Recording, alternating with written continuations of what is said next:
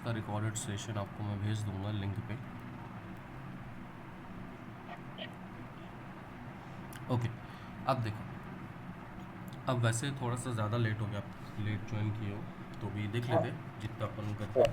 Okay, चलो अब हम लोग देखने वाले हैं वेब एप्लीकेशन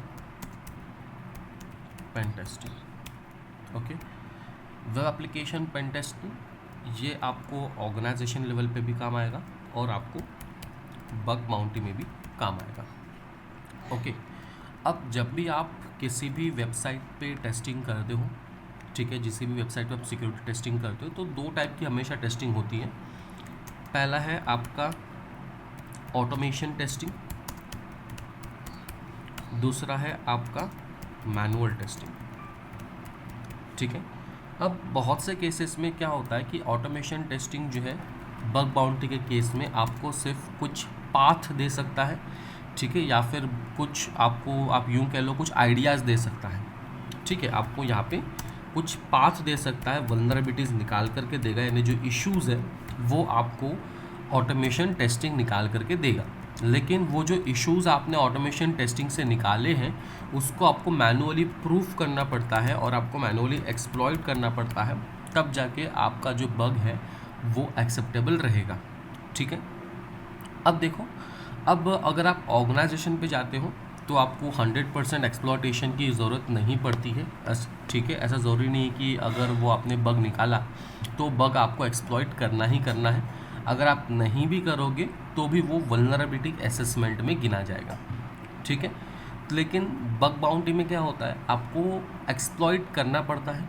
ठीक है, अब बग बाउंटी के काफ़ी सारे प्लेटफॉर्म्स मार्केट्स में अवेलेबल हैं। ठीक है, बग बाउंटी के काफ़ी सारे प्लेटफॉर्म्स अवेलेबल हैं। तो जो पॉपुलर प्लेटफॉर्म है वो है आपका बगक्राउच, हैकरवन, इंटीग्रिटी करके भी है, यसवी हैक करके भी है।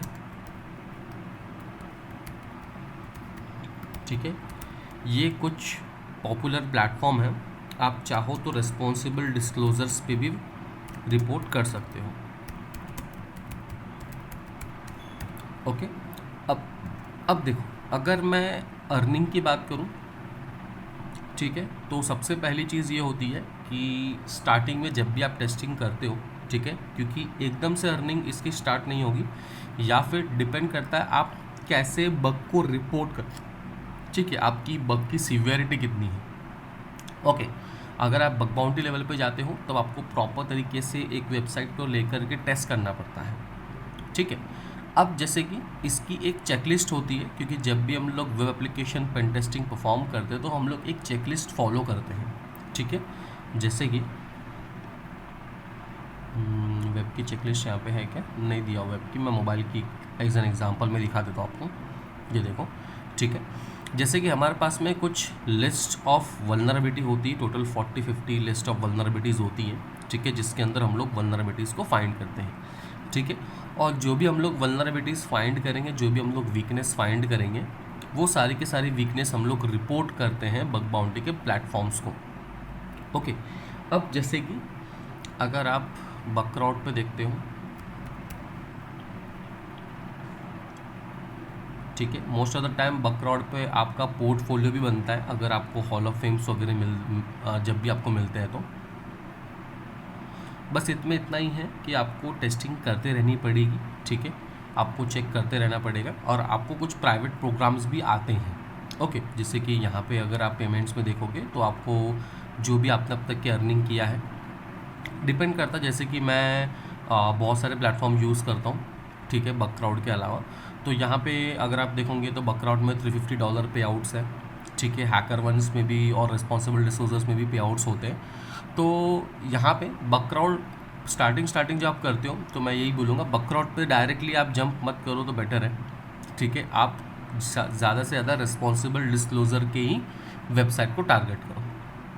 ठीक है, देखो, हो सकता है पहली बार आपकी बग वैलिड ना हो, ठीक है, आपको पेमेंट ना आए, या फिर हो सकता है छोटे मोटे पेमेंट्स आए, तो उसमें क्या होता है कि बहुत बार आपका मॉरल डाउन हो जाता है, ठीक है। लेकिन आपको वैसा नहीं करना। अगर आप एक फ्रीलांसर हो, ठीक है, अगर आप चाहते हो कि मैं फ्रीलांस ही काम करूँ या फिर मैं बगंटिंग भी करूँ या साथ साथ में जॉब भी करूँ, ठीक है, तो अगर आप जॉब करते हो तो आपको एज एन जॉब पर्सपेक्टिव हर एक चीज़ इसमें ध्यान देना पड़ेगा कि वल्नरेबिलिटी क्या होती है, कि उसका क्या इम्पैक्ट है, उसका क्या मिटिगेशन है, कैसे उसको फिक्स करना पड़ेगा, ठीक है। अगर आप बग बाउंटी के रिलेटेड देखते हो तो बग बाउंटीज़ में क्या होता है कि आपको बग्स को फाइंड करना पड़ेगा, ठीक है, जितना ज़्यादा हो सके।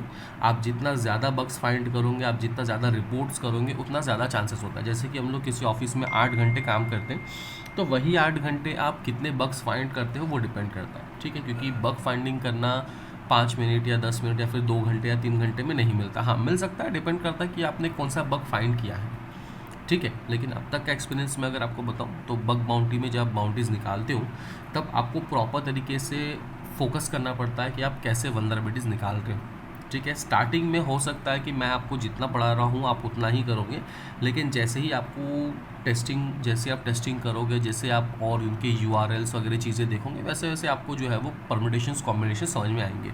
ओके, तो HackerOne मैं आपको दिखाता हूँ। HackerOne में भी काफ़ी सारे प्रोग्राम हैं। हाँ, HackerOne देखा जाए तो इसके अंदर एक इशू है HackerOne में कि आप सिर्फ महीने के 5 ही रिपोर्ट कर सकते हो।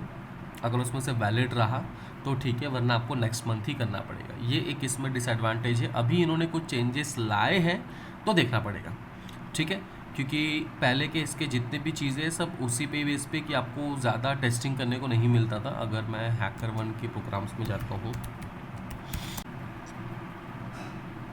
ठीक है, ये देखो काफ़ी सारे बकरॉट के प्रोग्राम्स आते हैं। अगर आपको प्राइवेट इनविटेशन आता है, ठीक है, तो वो ज़्यादा बेटर है, क्योंकि प्राइवेट इनविटेशन में बग्स लगने के चांसेस है, और वो तभी आएगा जब आप बाकी इसमें वल्नरेबिलिटीज़ फाइंड करोगे, रिपोर्ट करोगे, ठीक है। तो यहाँ पे अगर आप देखोगे तो मिनिमम टू मैक्सिमम पे आउट होता है। इनफैक्ट पॉर्नहब भी यहाँ पे अवेलेबल है, ठीक है। अब जैसे कि अगर मैं कोई भी वेबसाइट ओपन करता हूँ, जैसे कि ये वाले ओपन करता हूँ मैं, ठीक है। अब आप किसी भी वेबसाइट को टेस्टिंग करने के पहले इन स्कोप और आउट ऑफ स्कोप आपको देख लेना है, ओके, क्योंकि इसमें क्या होता है, अगर आपने इन स्कोप और आउट ऑफ स्कोप नहीं देखा तो आपको नेगेटिव मार्किंग मिल सकती है, ठीक है। इसमें आपको कुछ पॉइंट्स मिलते हैं, ओके। अगर आपको पॉइंट्स मिलेंगे तो पॉइंट्स के साथ में क्या होगा, आपका जो पोर्टफोलियो है आपको हॉल ऑफ फेम मिलते हैं, ठीक है, और आपका पोर्टफोलियो अच्छा बनता है। जैसे कि प्रोफाइल, ठीक है, ओवरऑल जो रैंक है, ओके, वो 4000 समथिंग कुछ है ओवरऑल वर्ल्ड रैंक, मतलब पूरे वर्ल्ड के रैंक में। एक्यूरेसी 83% है मेरी। और अगर आप देखोगे तो मैंने कम से कम 19 टोटल अपना ये पब्लिक प्रोग्राम में हॉल ऑफ फेम है और 6 प्राइवेट प्रोग्राम में है, ठीक है। तो जब आप बग फाइंड करते हो यहाँ पे अगर आपको दिख रहा होगा 1 पॉइंट 5 पॉइंट्स, ठीक है, तो ये आपके पॉइंट्स हैं, ओके। और ये पॉइंट माइनस भी होंगे। अगर सपोज़ जैसे मेरे टोटल 45 पॉइंट्स हैं, ठीक है, तो मैंने इसमें से बहुत से पॉइंट्स माइनस भी हुए हैं, ठीक है। क्यों हुए हैं? क्योंकि बहुत से केसेस में आप आउट ऑफ स्कोप में भी टेस्टिंग करते हो, आपको कभी नहीं पता रहता है, ठीक है। तो स्टार्टिंग में ये गलती मत करना, बाद में। यहाँ पे जाता हूँ मैं, ठीक है। तो यहाँ पे आपके स्कोप एंड रिवॉर्ड्स होते हैं, ओके। अगर आपकी वल्नरेबिलिटी सबसे हाई है तो 3,500-5 हज़ार के आसपास में आपको अर्निंग आती है। आई थिंक ये लगभग लैक्स में होते हैं आपके।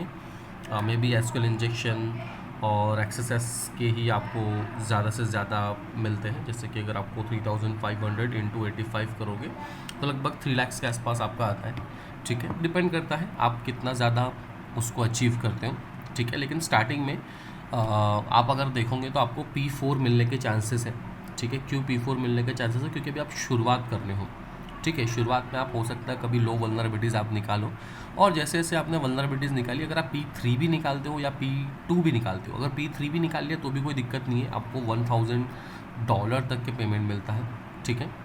आपको टारगेट ही रखना है कि पहले मैं P4 P3 निकालूँ, उसके बाद P2 P1 आप निकाल सकते हो, ठीक है।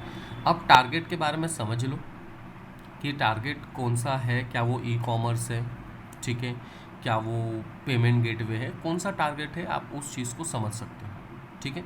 यहाँ पे अगर आप देखोगे तो ये सारे वेब मतलब वेबसाइट है, APIs है, ठीक है, कुछ चीज़ें यहाँ पे मोबाइल की भी आपको मिलेगी, ओके, और APIs वगैरह भी आपको मिलेगी। तो यहाँ पे इन स्कोप में आपको वेब जो है वो सिलेक्ट कर लेना, या फिर मैं एक एक करके सारे ओपन करके चेक करता हूँ कौन सा मेरा वेब है।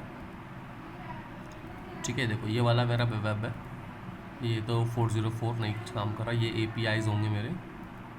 ये देखो, ये एक सिंपल मेरा वेब है पोर्टल जिस पर मैं टेस्टिंग कर सकता हूँ।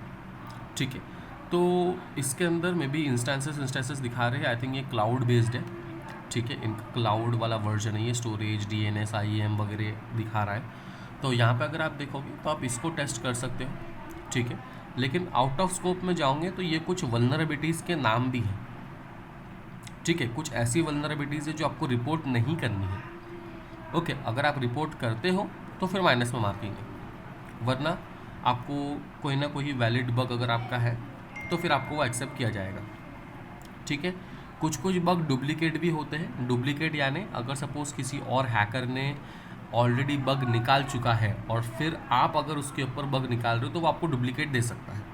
ठीक है, एक चीज़ याद रखना हमेशा, अगर सपोज़ स्टार्टिंग में पेमेंट नहीं आता है तो भी आपको ये चीज़ें करनी है प्रैक्टिसिंग के लिए। इन केस अगर आप किसी ऑर्गेनाइजेशन लेवल पे भी जाते हो, इनफैक्ट मैं अगर अपनी बात करूँ तो मेरे पास में 4 years ऑफ एक्सपीरियंस है total for penetration testing.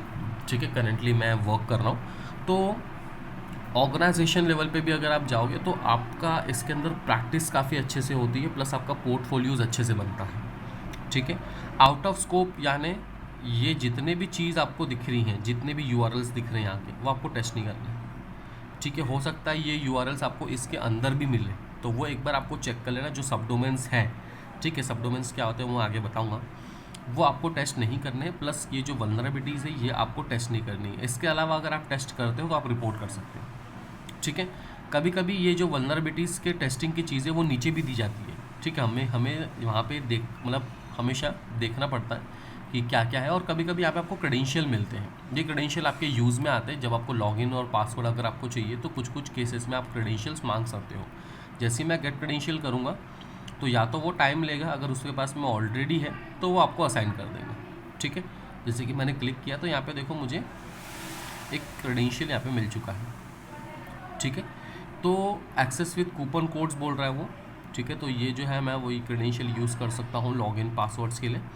Okay, तो ये क्रेडेंशियल्स आप यूज़ कर सकते हो। अदरवाइज़ अगर क्रेडेंशियल नहीं देता है तो आपको विदाउट क्रेडेंशियल ही टेस्ट करना पड़ता है। ओके, और हॉल ऑफ फेम में अगर आपको पॉइंट्स मिलते हैं, अगर आपको रिवॉर्ड मिलते हैं तो हॉल ऑफ फेम में यहाँ पे आपका नाम होता है। ठीक है, कि आपको कितने पॉइंट्स मिले हैं और आपका कौन से नंबर पे नाम है। जैसे कि 80 हाईएस्ट 80 पॉइंट इसको मिले हुए हैं और इसका फर्स्ट रैंक है। ठीक है, अब नेक्स्ट अगर कोई एक और मैं रैंडम दिखाता हूँ आपको, जैसे कि पोल का तो मैंने कर चुका हूँ, US AA का है प्राइवेट प्रोग्राम में, पब्लिक ये भी। ठीक है, तो यहाँ पे अगर आप देखोगे तो यहाँ पे ये देखो इन स्कोप दिया हुआ है। इन स्कोप में टायर 2 टायर 1 दो होते हैं कभी कभी। ठीक है, हायर प्रायोरिटी टारगेट है ये, और थोड़े से ये lower priority target. Higher priority target में आपको P4 में $200 देखने को मिलते हैं और इसमें $100। ठीक है, इसका मतलब है कि यहाँ पे क्रिटिकल बिजनेस है इनका। आप मोबाइल भी कर सकते हो, लेकिन इसके लिए आपको mobile application pen test bug bounty आनी चाहिए। ठीक है, रादर देन अगर आपको बाद में करना है तो आप कर सकते हो। ठीक है, इन स्कोप में ये सारी चीज़ें आप टेस्ट कर सकते हो एक एक करके। यहाँ पे देखो बहुत सारी यहाँ पे आपको URLs मिल जाएंगे, और अगर आप देखोगे तो यहाँ पे फोकस एरिया किस पे, अगर आप SQL इंजेक्शन, कमांड इंजेक्शन, ये सारी चीज़ें निकालते हो तो आपको यहाँ पे बाउंटी के ज़्यादा चांसेस हैं। ठीक है, अब यहाँ पे देखो आउट ऑफ स्कोप दिया हुआ है वल्नरेबिलिटीज़। ठीक है, या फिर इंक्लूड्स, एक्सक्लूड, ये भी नाम दिए होते हैं। ठीक है, ऐसे नाम में भी कंफ्यूज हो जाओगे। तो ये वाले वल्नरेबिलिटीज़ आपको परफॉर्म नहीं करने हैं। ओके, जैसे कि और कुछ एंगेजमेंट्स देखते हैं, सबके अलग अलग होते हैं। RYPD,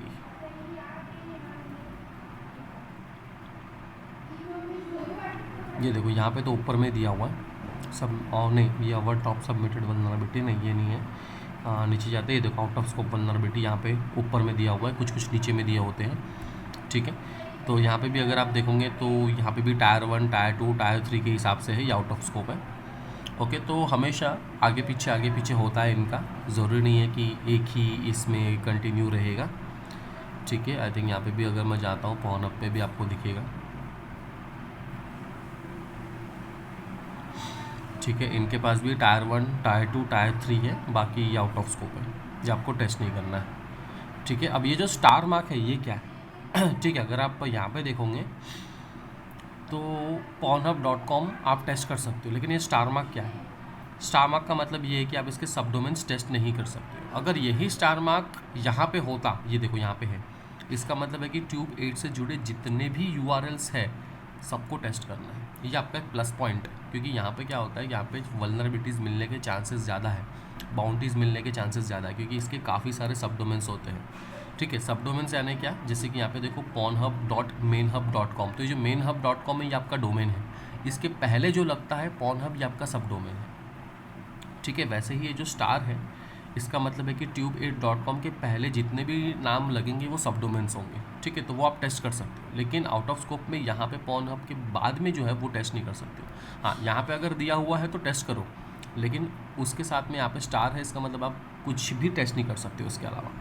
ठीक है, और उसके बाद में अगर आप देखोगे एलिजिबिलिटीज़ क्राइटेरियाज यहाँ पे होते हैं, प्लस यहाँ पे आउट ऑफ स्कोप दिया होता है, इंक्लूड्स, एक्सक्लूडेड नाम जैसे भी दिए होते, तो आपको समझना पड़ेगा क्या क्या वल्नरेबिलिटीज़ आपकी काम की है, क्या क्या वल्नरेबिलिटीज़ आपको रिपोर्ट नहीं करनी है। ठीक है, तो सेम चीज़ होती है। अब देखो, अब जैसे मैंने बताया बग बाउंटी के काफ़ी सारे प्लेटफॉर्म्स होते हैं। ठीक है, एक प्लेटफॉर्म पे रिलाय नहीं रहना है। इसमें क्या होता है, अगर आप फोकसली बग बाउंटी करते हो, देखो मैं तो वर्किंग वाला बंदा हूँ, तो मैं फोकसली बग बाउंटी अभी नहीं करता हूँ। ठीक है, पहले मैं करता था, अभी मैं सिर्फ ऑर्गेनाइजेशन लेवल पे ही टेस्ट करता हूँ। लेकिन अगर मैं फोकसली बग बाउंटी कर रहा हूँ तो मैं क्या करूँगा, मैं मल्टीपल टारगेट्स, जैसे कि मैंने आपको बताया बगक्राउड, HackerOne,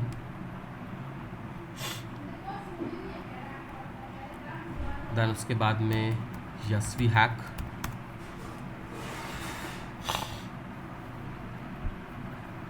ठीक है, यहाँ पे भी आपको दिखेगा, यहाँ पे भी आपको लॉगिन करना पड़ेगा पहले। इंटीग्रिटी, ठीक है, इंटीग्रिटी, इसका स्पेलिंग क्या है, बग बाउंटी लिख लेता हूँ मैं, ये रहा। ठीक है, यहाँ पे भी आपको साइन अप वगैरह कर लेना है, सब पे आप अकाउंट बना सकते हो अपना। देखो यहाँ पे बहुत सारे प्रोग्राम्स हैं इसके, प्लस अगर आपको पूरी की पूरी लिस्ट निकालना है बग बाउंटीज़ की, हाँ एक चीज़ याद रखना, कुछ कुछ चाइनीज़ वेबसाइट है, कुछ कुछ ब्राज़ीलियन वेबसाइट है, वो लोग इंडिया को पे आउट नहीं करते। ठीक है, तो वहाँ पे आप अपना वक्त ज़ाया ना करो तो बेटर है फॉर बाउंटी। लेकिन अगर आपको अपना पोर्टफोलियो ही बनाना है तो आप कर सकते हैं। ठीक है, तो आपको करना क्या है, GitHub bug bounty platforms, I think मेरे चैनल पे इसके लिए मैंने वीडियोस बनाई थी, जहाँ पे मैंने कुछ गिने चुने बग बाउंटी प्लेटफॉर्म्स के बारे में बात किया था, जो बहुत से लोग नहीं बताते हैं। अब यहाँ पे मुझे एक्चुअल पहले ढूंढना पड़ेगा, मैंने कौन सा URL पे है वो,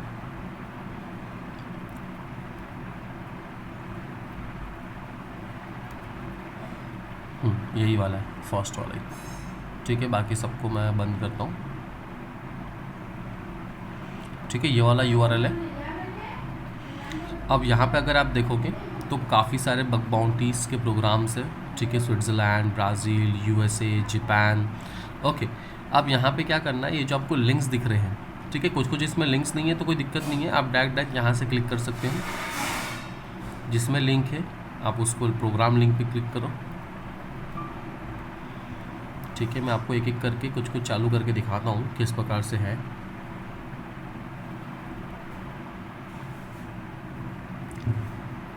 ये देखो, ये भी प्लेटफॉर्म है, लेकिन यहाँ पे आपको एक ट्रांसलेटर यूज़ करना पड़ेगा किसी किसी वेबसाइट, क्योंकि हर एक वेबसाइट US या फिर इंडिया की नहीं होती है।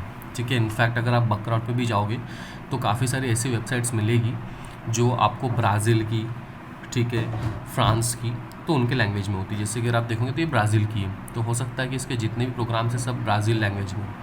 यहाँ पे जब आप साइन अप करते हो, आप साइन अप करो, उसके बाद में आप चेक करो अंदर में कि इंडिया में पे आउट है कि नहीं है। ठीक है, क्योंकि इन लोगों ने वल्नरेबिलिटीज़ फाइंड किया हुआ है। यहाँ पे मुझे इंडियन नेम फ़िलहाल तो कोई दिख नहीं रहा है, ये एक बंदा लग तो रहा है इंडिया जैसा, ये वाला, तो मे भी हो सकता है ये पे आउट कर रहा होगा। दैन यहाँ पे देखो टॉप बाउंटर्स, ये भी अवेलेबल है। ठीक है, और ये तो चाइनीज़ है। ओके, अगर आप इसको भी करोगे इंग्लिश में तो वो दिखा देगा। इसमें भी आई थिंक चाइनीज़ पे आउट नहीं करेगी आपको।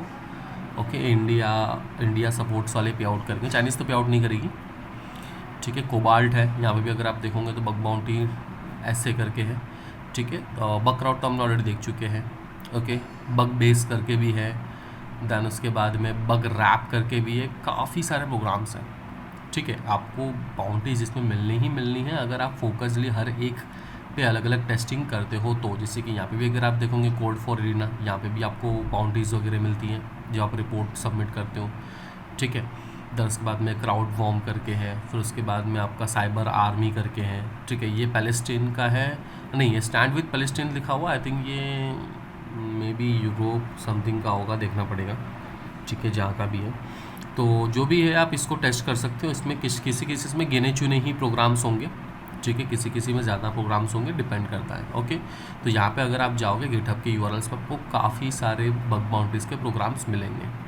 ओके, और अगर आपने हर एक इस पे डेली बेसिस पे टेस्ट किया, ठीक है, मंथली बेसिस पे टेस्ट करोगे तो आपको डेफिनेटली रिजल्ट्स मिलेगा ही मिलेगा। लेकिन पहले ये प्लेटफॉर्म्स में ना जाओ तो ही बेटर है। ठीक है, हमेशा आप स्टार्ट करो रिस्पॉन्सिबल डिस्क्लोजर से। वो क्या होता है मैं बताता हूँ। सिंपल क्या करना है, यहाँ पे डाल देना रिस्पॉन्सिबल डिस्क्लोजर बग बाउंड्री।